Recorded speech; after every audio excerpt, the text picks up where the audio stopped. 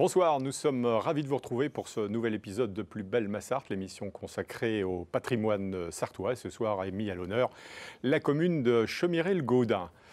Bonsoir également à nos invités. Je suis heureux d'accueillir ce soir Christelle Fernando. Bonsoir. Bonsoir. Pour nous parler du patois sarthois, membre de l'association ELA. Daniel Pichon, ambassadeur de l'accordéon, qui, lui, de son côté, nous parlera du dernier festival de l'accordéon à Mulsanne, mais aussi d'autres concerts, et puis, bon, de sa jeunesse. Salut, Daniel. Bien loin. Bien loin, oui. Philippe Duchemin, bonsoir. Bonsoir. Pianiste de jazz, qui, lui, nous parlera du fameux concert de Saint-Symphorien qui se déroulera le 29 mars prochain. Tout à fait. Et puis, comme toujours, un petit retour sur le village vedette du jour, Chemiret-le-Gaudin, avec Pascal Mariette. Bonsoir, bonsoir tout le monde. Alors oui, on va faire un petit tour d'horizon. Alors on en a déjà parlé en première partie. Chemiret-le-Gaudin, c'est une grosse commune puisqu'il y avait 3 paroisses. Et en 1809, hop, on regroupe les 3 paroisses en une seule. Et donc la première, évidemment, c'est Chemiret, tout simplement. Chemiret avec... donc on va trouver 3 églises, puisque 3 paroisses. Première église, on commence par celle qu'on appelle de Saint-Martin. Saint-Martin, c'est celle-ci, celle qu'on a vue aussi en première partie. Alors on va faire un petit tour d'horizon rapide. C'est une église qui a des bases du XIIe siècle, mais surtout qui a été vraiment modifiée au XVIe siècle. On voit une litre funéraire qui disparaissent beaucoup sur les églises dans la Sarthe, mais surtout à l'intérieur, il y a plusieurs choses. Il y a un joli retable qui est du XVIIe siècle, mais il y a aussi la tombe de... Alors oui, à l'extérieur, une œuvre contemporaine qui représente Saint-Martin, puisque c'est l'église Saint-Martin. On voit Saint-Martin avec sa cape rouge et qui partage sa cape avec un mendiant qui est au pied du cheval. Donc ça, on le voit très bien depuis la place. L'intérieur, le fameux retable du XVIIe siècle. Et puis dans cette église, il y a évidemment un mobilier intéressant, pareil du XVIIe, du XVIIIe siècle. Mais on a aussi une tombe qui va parler au Manceau, qui est la tombe de Pierre de Courtardy, qui est né au château de Bellefille, donc sur la commune, mais surtout qui avait été avocat au Parlement de Paris en 1486 et qui a été le premier président de ce même Parlement en 1497. Il meurt en 1505. Voilà pour cette église. Deuxième église, vous en avez parlé aussi tout à l'heure en première partie, c'est l'église d'Artenay, qui est l'église qui est inscrite au monument historique depuis 1988, base 11e siècle. Alors, on pense que ça a été construit sur un temple Artenay qui viendrait du nom Athéna, déesse, etc. Donc peut-être temple romain, position d'une villa romaine à cet endroit. Bref, quand on rentre, il y a une jolie petite croix à l'extérieur, mais quand on rentre à l'intérieur de cette église, il y a un magnifique mobilier aussi en bois, essentiellement avec des sculptures en bois. C'est vraiment rentrer à l'intérieur si vous avez l'occasion de le faire. Au moment des processions, il y a une fameuse procession qui existe depuis des années entre Artenay et Chemiret. Et puis, il y a eu dernièrement une très belle restauration de faite par une association de la commune où ils ont refait tous les vitraux. Et on a de très jolis vitraux contemporains que je vous demande d'aller absolument admirer. En voici quelques exemples. Donc voici pour la deuxième église, donc Artenay. On passe à la troisième, et la troisième est beaucoup moins connue, puisque c'est un hameau qui a vraiment... on va dire, là c'est l'ancienne paroisse, l'ancienne commune de Saint-Benoît, qui est devenue maintenant le hameau de Saint-Benoît. Mais il y avait une petite église dont le clocher a malheureusement disparu. Mais on a une jolie église, mais romane, avec des bases très anciennes, 11e siècle, porte d'entrée de l'église, aujourd'hui qui est privée, c'est pas... à l'intérieur, c'est un aménagement totalement privé. Et donc, on a 2 jolis contreforts pour tenir cette église. Mais si on rentre à l'intérieur, eh bien, il y a encore des peintures, de très, très vieilles peintures. On est vraiment dans une église malheureusement abandonnée. Le bout a été fermé pour construire une cuisine, je crois, au niveau du chœur. Et il reste encore des peintures certainement à étudier. Là, vraiment, c'est quelque chose. Et si vous vous rendez quand même à Saint-Benoît, il y a du petit patrimoine vernaculaire, comme un très joli puits à mitre, mais je vous conseille de monter sur le cimetière qui est sur une butte, et c'est un des rares cimetières dans la Sarthe que je connaisse qui est en haut d'une butte, comme si c'était comme une mode feudale. On monte au cimetière, comme on fait un petit peu dans le Midi, des choses comme ça. Mais dans la Sarthe, pas du tout. Les cimetières, généralement, ne sont pas sur un sommet. Si on peut dire, le cimetière est assez charmant parce que les tombes sont assez dispersées. Il y a des arbres, puis il y a une vue surtout autour. Donc, je vous conseille de faire ce petit pèlerinage en haut à Saint-Benoît. Alors, vraiment, personne n'y va parce que la Sarthe tourne quasiment autour. On est dans une courbe de la Sarthe. Vraiment, allez à Saint-Benoît, à Schmirel-Godin. Puis, pour terminer, 2 châteaux. Le château de Bellefille. Alors, ça, c'est le grand château classé monument historique ou inscrit au monument historique, il est inscrit, pas classé, mais on est sur un château du XVIe siècle. Et puis il y a une légende sur ce château parce qu'il y a un seigneur qui s'appelait Damas, seigneur d'Asnières, qui a eu l'idée de tomber amoureux de sa nièce qui s'appelait Dame Géronne. Et donc l'évêque du Mans n'était pas content du tout, l'évêque Hugues, et donc il a jeté je ne sais pas si on peut dire, jeté un sort, où il a prédit à ce seigneur qui donc fréquentait sa nièce qu'il allait mourir s'il n'arrêtait pas. Il allait mourir dans les 6 mois qui suivaient. Et c'est effectivement ce qui s'est passé. Son bateau, il était sur la Sarthe, il y a eu la foudre, il s'est noyé, enfin bref, dans les 6 mois. Et donc la nièce, elle s'est réfugiée ici, et elle a eu le surnom de Bellefille, et on dit qu'elle a fini sa vie à expier ses péchés à ce château dit de Bellefille. Le château de Bellefille qui a appartenu, si je ne me trompe pas, à M. Migaud, qui était le père de François Migaud, l'ancien pilote automobile. Ouais. Et donc, ça, vous pouvez le voir parce qu'il y a un chemin de randonnée qui passe juste au pied de cette porte d'entrée, alternance de Roussard et de Pierre de Bernay. Et il y a cette jolie porte, vraiment, c'est vraiment un endroit magique. Donc je vous conseille absolument, vous pouvez partir du bourg de Schmiré, passer devant ce lieu unique avec ce portail du XVIIe siècle. Hein, on voit encore les sculptures qui sont au-dessus. Et donc vraiment, allez voir le château de Bellefille. Autre château, c'est la Sauvagère. Et la Sauvagère, c'est pareil, il y a un axe, ça part du château de Schmiré, et il y a une voie qui passe aujourd'hui dans un lotissement, mais l'axe est toujours là, et qui donne sur ce magnifique château qui avait été fondé au XVIIe siècle par la famille Levaillé, et qui a été remanié au XVIIIe, XIXe, bref. Et là, il y a même chose, je vous conseille de faire le tour, puisqu'on ne le visite pas, mais il y a un élément du patrimoine intéressant, il faut faire carrément le tour du champ, et on voit ce fameux portail, lui aussi, qui est inscrit au monument historique, qui est aussi une alternance de Roussard et de Pierre de Bernay. Et si vous vous approchez, vous allez vous apercevoir même que le portail a été très bien travaillé puisque les pierres ont été taillées en biais pour que les calèches arrivant du Mans puissent rentrer vraiment en biais à l'intérieur sans avoir à faire la position d'équerre. Voilà, ça je vous conseille vraiment de faire le tour du château. On peut le faire, c'est aussi le chemin de randonnée de la ville. Il y a un très beau chemin de randonnée qui permet de passer devant tous ces éléments patrimoniaux que je vous ai montrés. Bon, super. Merci Pascal pour cette carte postale de Schmirel-Godin. Daniel, vous qui êtes sartois, il nous a plutôt bien vendu le village. Hein. Oui, vous qui êtes un fidèle de l'émission aussi, vous regardez oui, je regarde, à travers les explications souvent, de Pascal. Quand je suis là, parce que je voyage beaucoup. Bon, juste, on va rajouter une petite touche maintenant avec l'énigme de Pascal.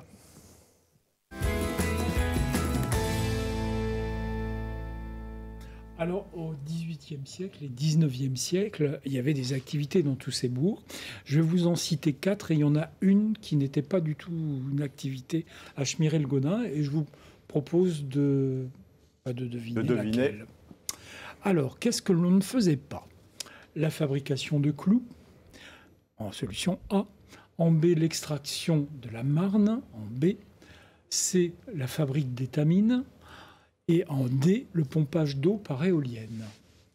Bon, alors là, Christelle, une petite idée, plouf, plouf, plouf, ça va être plouf, un peu plouf, le hasard. Ouais. Allez, la fabrication de clous. Ouais, les clous. Daniel Pompage de l'eau, je pense, peut-être. Ouais, pourquoi pas. Ouais. Alors, je vais faire la fabrique d'étamines. Moi aussi, je miserais sur l'étamine. Ouais. Alors, la fabrique d'étamine, il y avait beaucoup au Mans et aussi à Schmiré, donc il y avait bien de la fabrique d'étamine à Schmiré. Le pompage d'eau par éolienne, il y avait à Bellefille, il y avait l'éolienne Bollé, qui longtemps a pompé l'eau pour le château. Et puis l'extraction de la marne, ça se faisait aussi, puisque il fallait pouvoir alimenter les terres, enfin pour la construction aussi, mais aussi pour enrichir la terre. Un des seuls endroits, il n'y avait pas la fabrique de clous. Par contre, dans la Sarthe, on a fait des clous, je pense, dans le Nord-Sarthe en particulier. Beaucoup de clous étaient forgés, par exemple, au Guéory ou un petit peu plus haut, sur les forges de la bataille. Mais il y a eu plusieurs endroits où on fabriquait des clous, mais pas Schmiré. Bon, merci. Le clou, non pas du spectacle, mais le clou de la soirée, c'est vous, ma chère Christelle, parce que le printemps arrive à grands pas et vous allez nous raconter une histoire très sartoise. Oui, je vais vous proposer un petit jeu. Après le déquectudie, moi je vous propose le déquexédon. Voilà. Puisque nous sommes effectivement proches du printemps, mais pas n'importe quel printemps. Là, je vais vous proposer le printemps des rillettes. Voilà. Et oui. Donc, si vous allez à cette fête et que vous voulez faire de la piaffe, c'est-à-dire, vous voulez briller en société, et point passer pour un bégot, mais plutôt pour un esprité, eh bien, il faudra bien sûr vous rapproprier un peu la goule, quand même, et puis vous craignez les pouets. Et puis avec tout ça, avoir de belles hardes. Une fois que vous serez bien endimanché comme cela, vous pourrez vous rendre à la fête, mais il faudra pour cela savoir parler un petit peu sartouais. Et oui, et tout d'abord, celui sans qui les rillettes n'existeraient pas, celui qu'on trouve au fond de la soue, celui qu'on pense, celui qu'on donne l'aplati, c'est bien sûr le cochon. Le cochon. Mais le cochon, en Sarthe, comment c'est-il qu'on l'appelait ? Alors, 4 propositions. Il y a un jeu aussi, là. Eh oui. Petit A, le noble. Petit B, la gore. C, la coche. Et D, le gorin. Alors il me semble que la Daniel, Le gorin. Le gorin. Le gorin. Moi, je dis le gorin. Le gorin aussi, je pense que... Eh bien, les 4. On peut dire, oui, les 4. On peut dire les 4. Ah oui, et il y en a bien plus pour dire le cochon. D'accord. Sarthe. C'est vrai que le plus commun, je pense que c'est effectivement le gorin, qui est quand même assez connu ici. Mais on utilise le noble, la gore et la coche. Voire même encore le verra aussi. J'ai toujours entendu le petit gorin. Le petit gorin, oui. Mais on peut trouver aussi d'autres noms. Quel gorin. Quel gorin, voilà. C'est ça. Maintenant, passons au cri du gorin. C'est comment qu'on dit. Petit A, il ouince. Petit B, il wol. Petit C, il cuiste. Petit D, il débertelle. Donc on reste bien dans le patois. Toujours. Toujours dans le patois. Les 4 Pascal, les 4 Non, je pense pas, là. Là, j'ai un expert, là. Un expert, non. Si.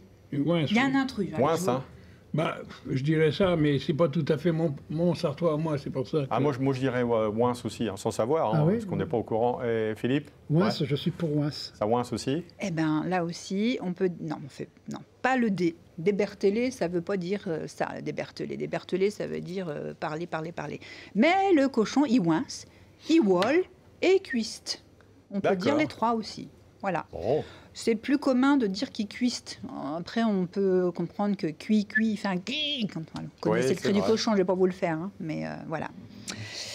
Et puis, une fois qu'il était attaché sur l'échelle, par les 4 pattes, le tueur, il faisait sa fête. Comment qu'on appelait le tueur ? Le tueur, petit c'est-à-dire A, le boucher, chatrou. le charcutier. Petit B, le saigneux. Petit C, le mégayeux. Ou le petit D, les chebouilleux. J'aime bien le dernier, moi. Ouais, les chebouilleux. Les chebouilleux. Les chebouilleux. Saigneux, peut-être. Saigneux ? Peut-être. Oui, parce qu'il saignait la bête. Daniel, vous avez un peu l'accent, quand même. Jarou, il est là, moi. Vous avez réussi à l'entretenir. Oui. Mais c'est marrant, parce que partout où je vais en France, Jarou, il est là. Et on vous dit, vous êtes sartois ? Non, on dit d'ailleurs. Du Nord. C'est quand vous dites eux, là, sans doute, qu'on vous repère. Aussi, oui. Parce que, voilà. Aussi. Alors, messieurs ? Alors, Échaubouillot c'est un chebouilleux aussi, en même temps. Un chebouilleux. En fait, là aussi, c'est A, B, C et D. Les 4 réponses sont valables. Voilà. Il n'y avait pas d'intrus sur ce coup-là, mais... effectivement, le plus utilisé, c'est le saigneux. Il n'y a pas de piège, en fait. Et les chebouilleux. Il y en avait un tout à l'heure, mais là, il n'y en a pas. Et puis, une fois qu'il était signé le gorin, on y découpait les boyaux. Bien sûr. Alors, la vessie que l'on gonflait, enfin, c'était souvent les enfants, en fait, qui s'amusaient à faire ça. Ils adoraient souffler dans la vessie, pas trop, parce que sinon, ça leur éclatait au nez, évidemment. Mais comment qu'on appelait la vessie du gorin? Alors, le bac. La pissoire, le boquet, la clenche à gouttes ou la bousine? Je dirais la pissoire, moi. Moi aussi, ouais. La pissoire. Ne dites pas qu'on peut dire les 4. Eh ben non. Ah, bon. C'est pas la pissoire. Ah, la clenche. La Non. bousine. La bousine. Ah, ouais. Ouais, Vous la disiez que c'était un vessie, truc c'est la court. bousine. Ah. C'était la La bousine. bousine. Bon.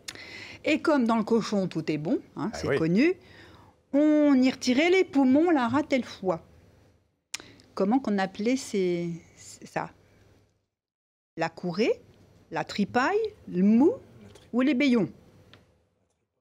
Ouais, ça fait parisien, quand même. Plus. Oui, peut-être. Ouais. C'est de l'argot, en Moi, je fait, la dirais tripaille. le mou, mais bon.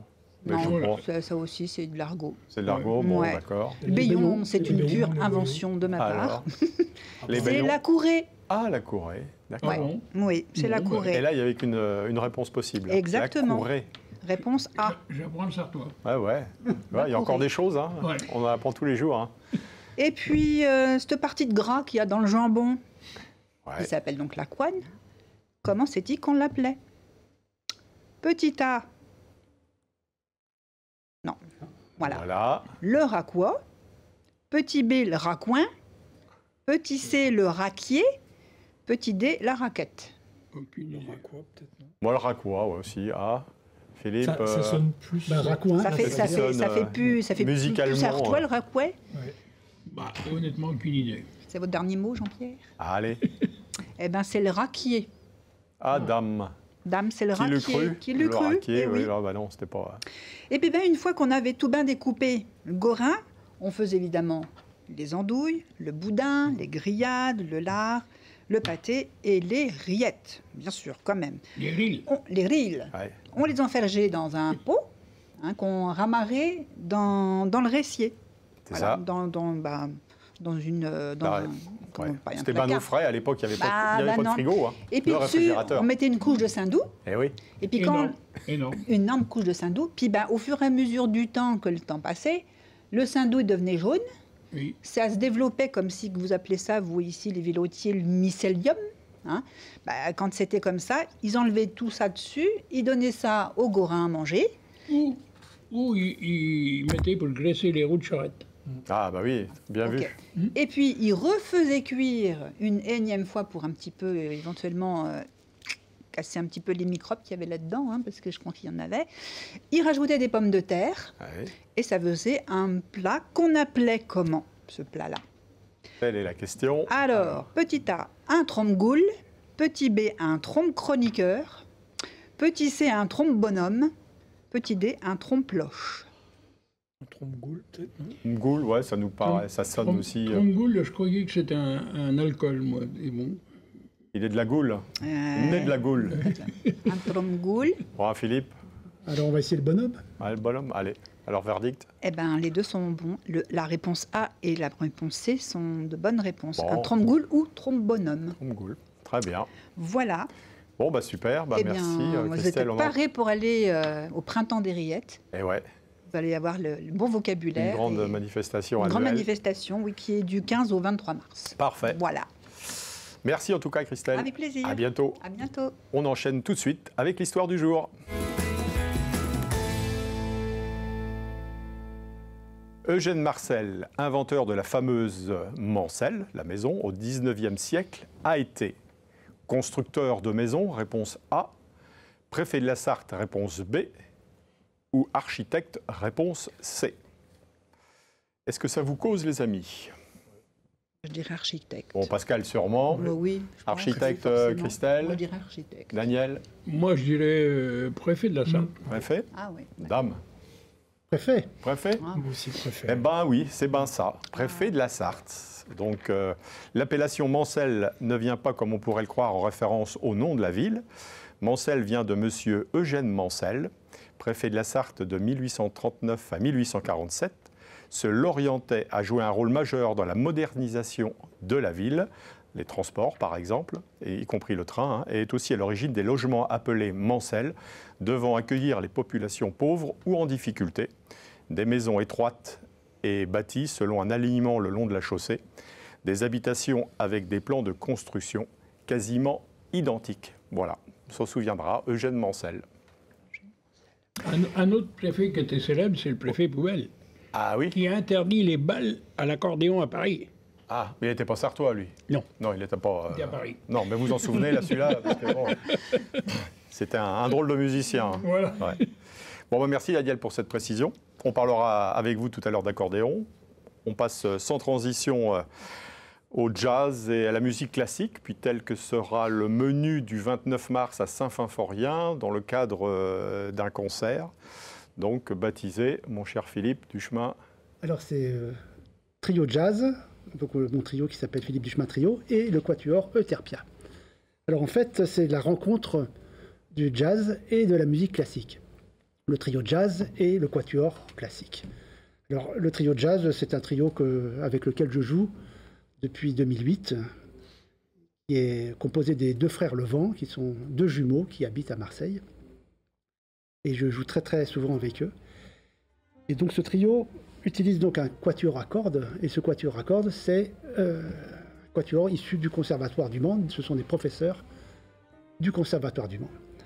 Et en fait, j'ai écrit pour des musiciens classiques, tout en conservant le trio, tout en conservant notre tradition de jazz. Alors donc c'est un petit peu compliqué, Ouais. parce qu'il ne faut pas non plus dénaturer l'un et l'autre, mais il faut que tout ça s'imbrique et s'emboîte. Ouais, pardon, on peut parler justement d'une passerelle entre le jazz et la musique classique. Complètement, c'est une passerelle, une rencontre. Et j'ai toujours aimé la musique classique et souvent on trouve que les musiciens de jazz ils sont un petit peu dans leur club de jazz et puis les musiciens classiques ils sont à l'opéra ou au conservatoire.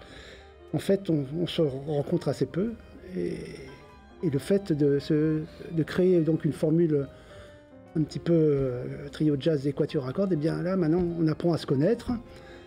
Et ça ouvre vraiment un univers qui est formidable, où tout le monde s'y retrouve en fait. Et où tout le monde garde un petit peu son identité. Bien sûr, tant vous de votre côté que l'identité, bien sûr, pour que justement chacun soit aussi fier et, enfin, en tout cas, content de ce qu'il fait. Ouais. Euterpia, ça existe depuis 2019. Oui, alors la plupart du temps ils sont en trio. Ouais. Et là, effectivement. Nous sommes 4. Enfin, ils sont 4. Ouais, c'est ça. Pourquoi Saint-Symphorien? Parce que c'est... Alors, Saint-Symphorien, c'est une association qui s'appelle Chemin des Arts, très dynamique dans la Sarthe, qui organise des concerts, des expositions, un petit peu partout, surtout dans les campagnes sartoises. Et j'ai déjà travaillé avec eux, et même à Saint-Symphorien, en 2013, si je me souviens. Et nous allons jouer dans la salle qui s'appelle l'Entracte, et c'est à 20h30, le samedi 29 mars. Marie Vès, Catherine Dabrijon, vous l'avez dit tout à l'heure, sont issues, ont débuté au Conservatoire du Mans. Et sont professeurs au Conservatoire. Alors, peut-être pas Marie Vès, je crois qu'elle est dans un autre... elle enseigne ailleurs, mais il y a Catherine Dabrijon, il y a Estelle Imbert, qui est professeure au Conservatoire au violon, et Annie Leprève, violoncelliste. Et donc ça se déroulera, vous l'avez dit tout à l'heure, dans quelle salle? À Saint-Symphorien? Alors, c'est la salle qui s'appelle la salle L'Entracte. Je crois que c'est la seule salle... capable d'accueillir 200 à 300 voilà, 200-300 personnes. Voilà. Mais par contre, il est prudent de réserver parce que les autres fois, les dernières fois, il y avait beaucoup de monde. Vous savez un petit peu le prix d'entrée? Vous vous souvenez? Alors c'est pas très cher, c'est 15 €. Ouais. Voilà, pour écouter un septet, quand même, 7 musiciens. Un spectacle d'1h30. Voilà, un spectacle d'1h30, d'une seule partie. Donc, si vous venez, ça commence à 20h30, à 10h, c'est terminé. Comme on peut le voir sur cette affiche. Donc, rendez-vous le 29 mars à Saint-Symphorien. Merci Philippe Duchemin d'être passé nous voir. Merci beaucoup. À bientôt. Voilà, ainsi s'achève la deuxième partie de cette émission de Plus belle ma Sarthe. Merci à vous d'y avoir participé. On se retrouve dans quelques instants pour la troisième partie de l'émission avec Daniel Pichon, notre ambassadeur de l'accordéon, style de musique très cher à LMTV. A tout de suite.